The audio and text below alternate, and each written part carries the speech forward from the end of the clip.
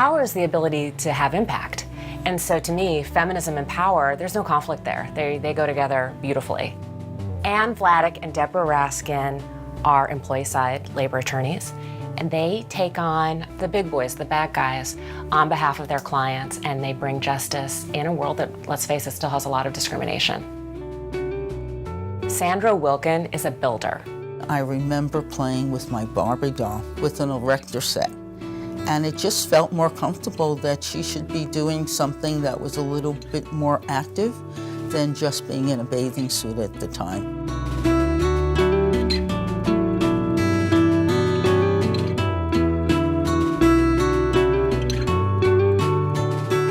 There was a crisis of will and barriers in the construction industry.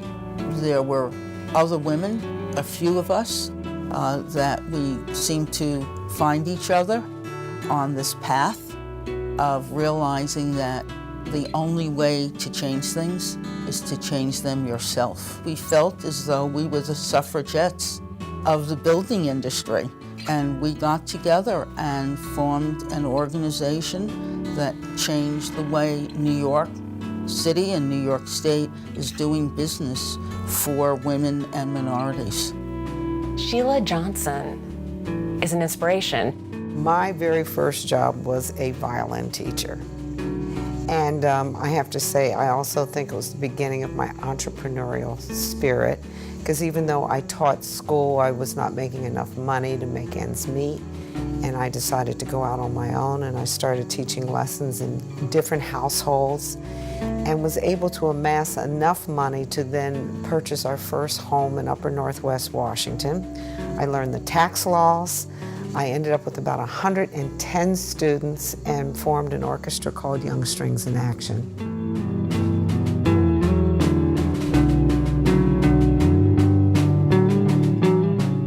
Feminism can take on all different connotations.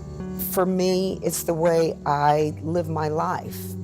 I want to be able to maintain my character and who I am and my integrity, but also to let people know, don't mess with me. Terri Hines is a fabulous connector and storyteller. We all have individual stories, right? And the better I understand your story, the better I can relate to you. My grandmother was my hero, my shiro, my best friend in my family. She was the first person that went to college. She was so important in my life, and it was that sort of, you can do anything you want to, you can be anything you want to be, that I carried through my entire life.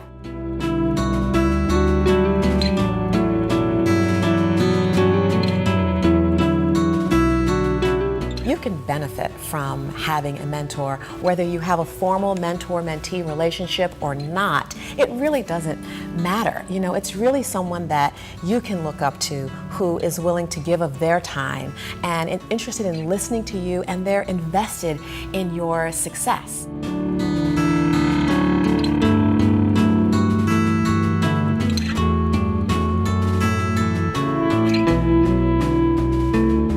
Well, philanthropy to me is this wonderful concept that the success of one can support the hopes and dreams of others. I had grown up within Ford professionally, and I believed in equality and fairness and looking at subtle as well as obvious kinds of discrimination. And so I became very interested, for instance, in women's studies.